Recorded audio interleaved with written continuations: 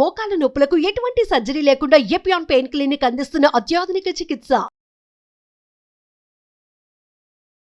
Welcome to Suman TV. నేను మీ నవీన్.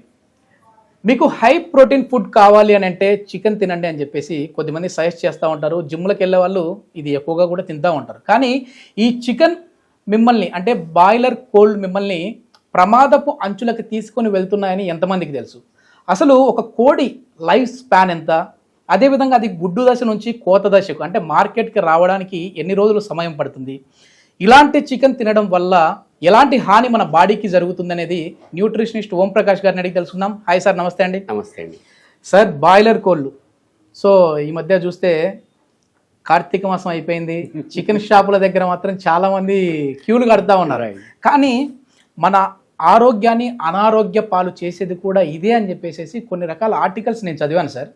ఇంతకీ boiler కోళ్ళ మీద ఏంటి ఆర్టికల్స్ ఏంటి, అదేవిధంగా ఎందుకు తినకూడదు అంటారు? సో మీరు స్టార్టింగ్లో ఇందాక చెప్పారు లైఫ్ స్పాన్ గురించి మాట్లాడారు. లైఫ్ స్పాన్ సంగతి దేవుడు ఎరుగు, అది పక్కన పెట్టండి.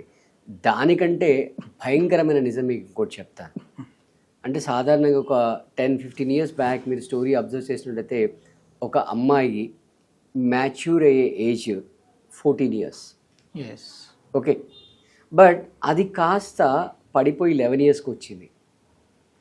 ఆ 11 years ఏజ్లో ఆ అమ్మాయి ఆ పర్టికులర్ చేంజెస్ ఏవైతే జరుగుతాయో వాటిని యాక్సెప్ట్ చేయడానికి, అడాప్ట్ చేయడానికి ఫిజికల్గా, మెంటల్గా రెడీ ఉంటుందా అనేది పెద్ద క్వశ్చన్ మార్క్.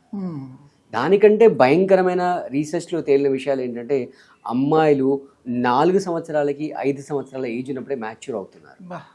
మీరు లైఫ్ స్పాన్ గురించి మాట్లాడారు, నేను లైఫ్ జర్నీ స్టార్టింగ్ గురించి చెప్తున్నాను. అంటే ఇప్పుడు మనం ఉన్నాం, మన భవిష్యత్ అంటే మన పిల్లలు, రైట్? వాళ్ళని జాగ్రత్తగా చూసుకోవాలి, రైట్?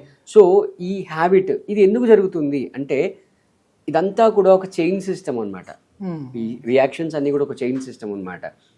రీజన్ ఏంటంటే మీరు ఇందాక చెప్పారు ఒక కోడి దాని యాక్చువల్ ఏజ్ ఏంటి అంటే మనకు ఒక ఐటమ్ ఉంటుంది రెస్టారెంట్లో, చికెన్ 65.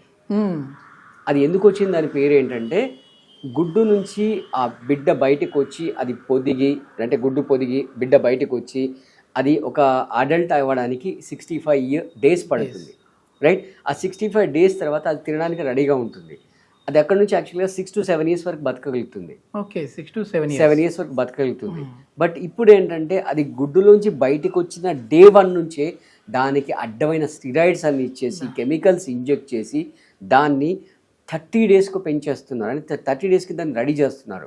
గుడ్లోంచి బయటకు వచ్చిన తర్వాత 30 రోజుల మార్కెట్కి వస్తూ ఉంది, ready to eat. Market ready to eat. ఇంకొక యాంగిల్ చెప్తాను. ఈ 65 daysలో ఆ చిన్న బర్డ్ 1 kg బర్డ్గా పెరుగుతుంది న్యాచురల్గా. ఈ స్టిరాయిడ్స్ వేయడం వల్ల 30 daysలో అది 3 kgs అవుతుంది. మీరు నోటీస్ చేశారో లేదో, చికెన్ సెంటర్లో ఆ కేజ్లో ఉన్న బర్డ్స్ ఏ ఒక్కటి కూడా ఆ 2 కాళ్ళ పైన నిలబడలేకపోతుంది. అదే దాంట్లో అక్కడ పెట్టుంటాడు, దాన్ని బయటికి వదిలినా కూడా వెళ్ళలేదు. అంత ఇదిగా డోర్ క్లోజ్ చేయాల్సిన అవసరం లేదు, లాక్ చేయాల్సిన అవసరం లేదు. అదే మీరు ఊళ్ళల్లో చూస్తే ఫ్రీగా పెరిగే బర్డ్స్ ఉంటాయి కదా, అవి 1 floor 2nd floor వరకు ఎగురుతుంటాయి హ్యాపీగా, రైట్? ఇవి ఇక్కడ ఎగరలేవు, రైట్? అంటే పుట్టిన మనిషికి ఎగిరే అలవాటు లేదు. రెండోది దాని బరువు అంతా పెరిగిపోయింది. సో అలాంటి ఫుడ్ తినడం వల్ల, రైట్, అంటే మీరు 65 నుంచి రైట్ 30కి దించేశారు, అంటే ఆల్మోస్ట్ హాఫ్ చేశారు. సో మనం 14ది 11 అయింది అనుకున్నాం, ఆ 11ని హాఫ్ చేస్తే 5-6, రైట్? ఆ ఫుడ్ తినడం వల్ల అలాంటి రిజల్ట్స్ వస్తున్నాయి. సో ఇలాంటి డేంజరస్ ఎఫెక్ట్స్ అనేవి వస్తున్నాయి. ఎస్పెషల్లీ అమ్మాయిల్లో ఇలాంటి ప్రాబ్లమ్స్ వస్తున్నాయి.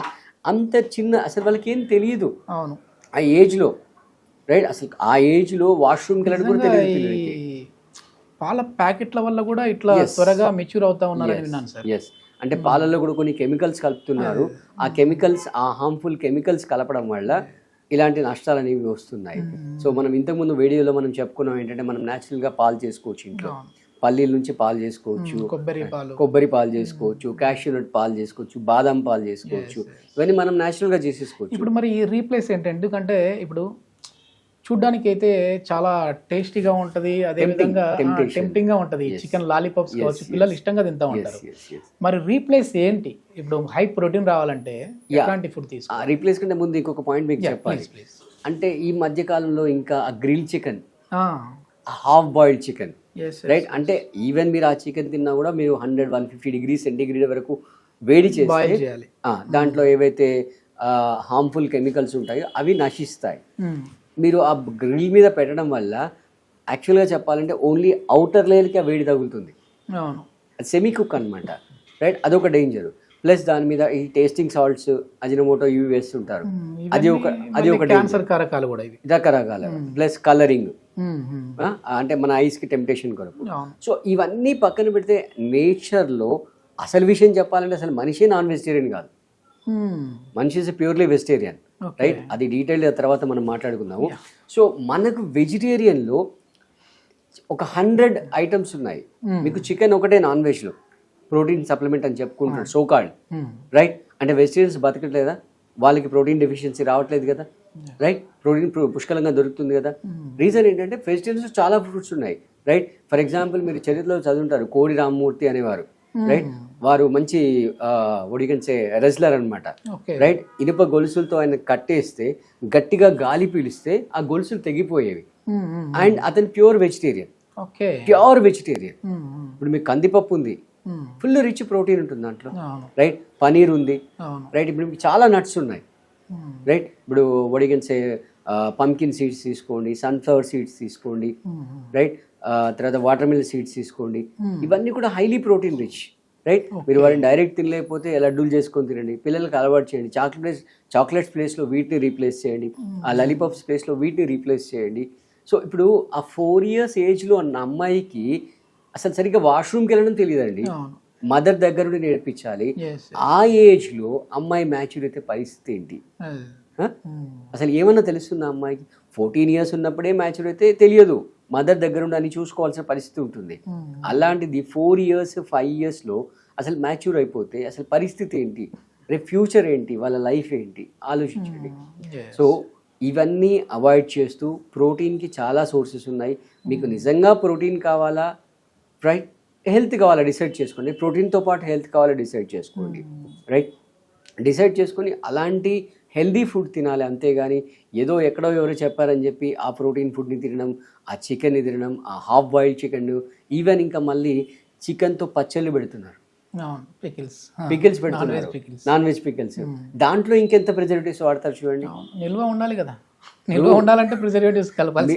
ఓ సింహం ఉందనుకోండి, అది వేటాడితే వితిన్ ½ an hourలో కన్జ్యూమ్ చేస్తుంది. లైవ్ యానిమల్ని చంపి వితిన్ ½ an hourలో కన్జ్యూమ్ చేస్తుంది, రైట్? మీరు దాన్ని తీసుకొచ్చి దాని ప్రిజర్వేటివ్స్ యాడ్ చేసి రిఫ్రిజిరేటర్లో పెట్టి దాని ఫ్రోజన్ చికెన్ అని, మళ్ళీ దాన్ని పికిల్స్ అని ఇంత చేసి అసలు ఫస్ట్ ఆఫ్ ఆల్ దాని ప్రొడక్షనే మారిపోయింది. 7 సంవత్సరాలు బతికేదాన్ని దాని లైఫ్ స్పాన్ని 30 daysకి పడగొట్టేసేసి ఓడికల్స్ అన్వాంటెడ్ స్టీరాయిడ్స్ అన్ని ఇచ్చేసి దాని స్పాన్ తగ్గించి దాని బరువు విపరీతంగా పెంచేసి, రైట్?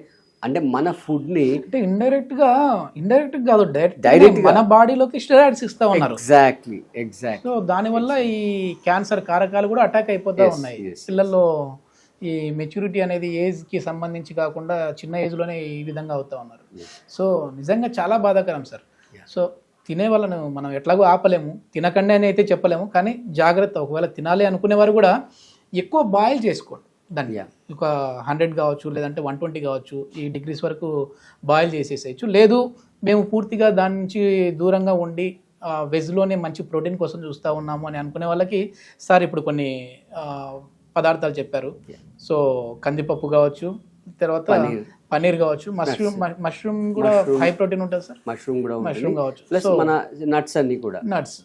సో ఇది మొత్తం మీద హెల్దీ ఫుడ్. అంటే మీరు తీసుకునే ఫుడ్డే మీరు హెల్దీగా ఉన్నారా లేదా అనేది అయితే మీ చేతిలోనే ఉంటుంది. సో మీరు తీసుకునే ఫుడ్ మీ లైఫ్ స్పాన్ని పెంచే విధంగా ఉండాలి, కానీ తగ్గించే విధంగా ఉండకూడదు అని చెప్పేసి కోరుకుంటున్నాం. Thank you sir. Thank you.